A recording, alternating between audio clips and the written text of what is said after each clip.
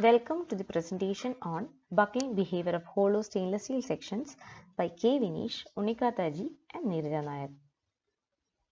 In this presentation, we'll briefly discuss regarding the buckling as well as numerical analysis conducted on a few samples of stainless steel as well as its experimental validation, from which we draw the conclusions.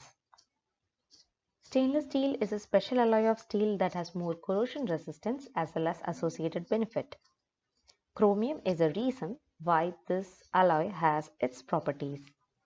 Austenitic stainless steel is a widely used type of stainless steel which has about 17 to 18% chromium and about 8 to 11% of nickel. Since it is very valuable, it is widely used in industrial as well as consumer applications. It has very significant strain hardening properties and material non-linearity, but it is generally ignored in its buckling resistance estimation using conventional methods. Studies have indicated that these existing designs for flexural buckling strength were overestimated compared to the finite element analysis. Thus, there have been attempts to incorporate the strain hardening behavior as well as the cross-sectional deformation capacity, which yields better predictions. Recently, hollow stainless steel sections have become very popular, and we are focusing on hollow stainless steel sections and its failure due to buckling. The buckling behavior of hollow stainless steel sections that are square, rectangular as well as circular in shape were investigated using linear as well as non-linear numerical analysis, and these were correlated with the experimental results. Buckling. A structural member subjected to compressive stress may suddenly deflect sideways and achieve a new equilibrium state which is called as buckling. The basic form of the eigenvalue buckling analysis is given by the following equation, where Ke is the elastic stiffness matrix, phi I is the eigenvector, lambda I is the eigenvalue for the buckling mode, and K lambda L is the initial stress matrix. Here, lambda 1 acts as a safety factor for the buckling of the member. Now, this formulation only utilizes the membrane components of the load and ignores the pre-buckling rotations. Nonlinear buckling analysis employs nonlinear large deflection and static analysis to predict the buckling loads. A nonlinear solver is ideally suited for modeling structures that do not collapse while buckling. In nonlinear analysis, the stiffness matrix is updated periodically for every iteration of every load increment based on the current deformed shape of the structure. In this research, we used austenitic stainless steel of grade SUS 304 conforming to the JIS or the Japanese industrial standards. It had the following material properties.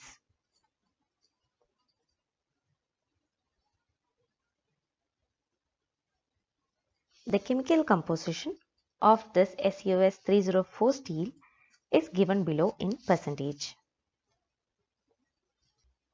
This particular type of steel has a chromium of about 18.5% and nickel about 10.5%. The research utilized circular, square as well as rectangular hollow sections. Influence of parameters like the length, breadth and thickness on buckling behavior were investigated. The thickness of the specimen considered ranged between 1.55 mm to 1.8 mm and a height of 650, 600 as well as 550 mm.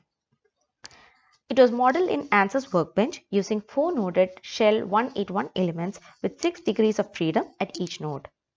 A uniform quadrilateral mesh of size 2.5 mm was provided for all the specimens. The mesh in the corners of the model were further refined in order to incorporate the residual stress. Nonlinear material properties were used for all different types of specimen.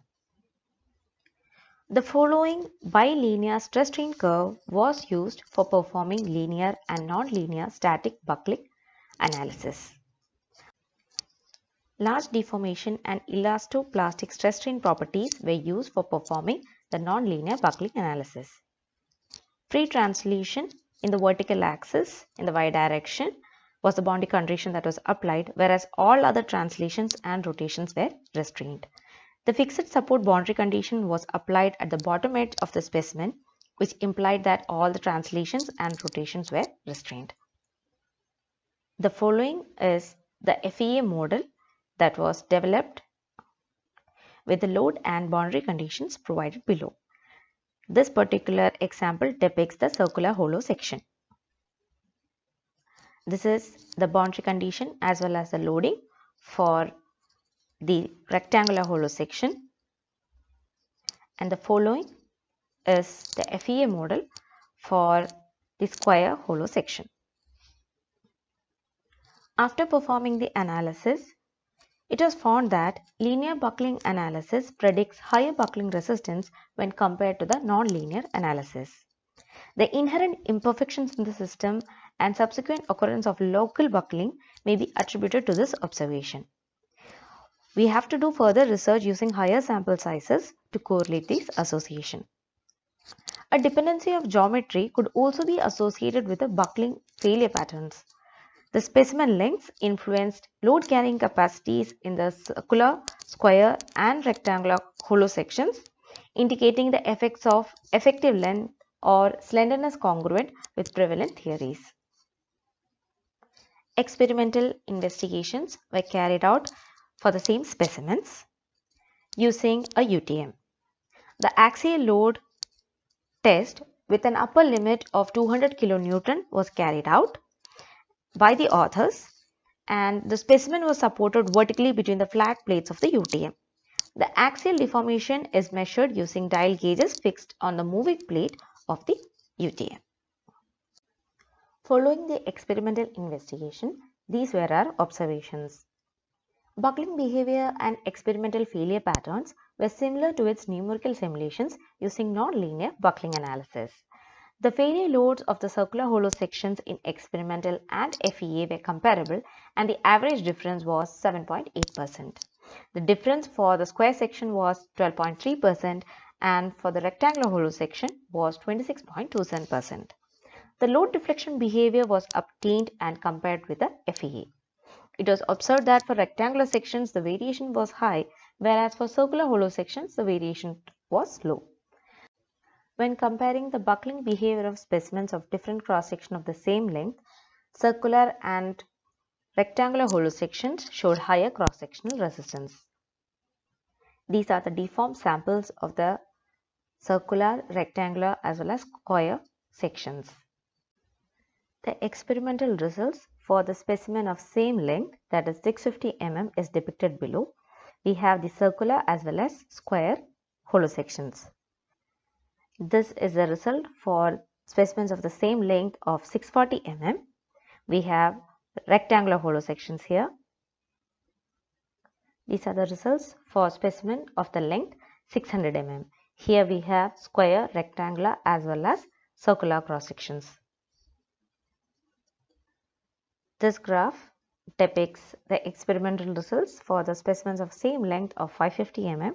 We have circular, rectangular as well as square sections. This is a comparative chart between the experimental and finite element analysis of the different models that we utilized for the research.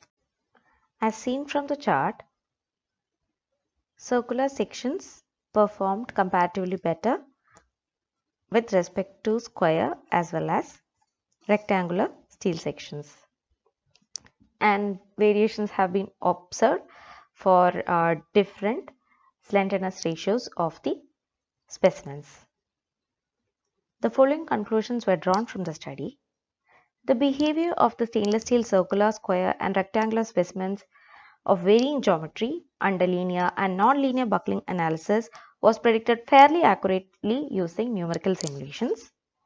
The linear analysis was found to over-predict the failure loads compared to the non-linear analysis as observed from the results.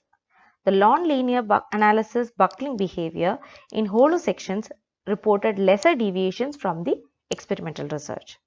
Results also indicate a dependence of the shape, size on the buckling behavior, and that of the rectangular steel sections were more prone to deviations from experimental results.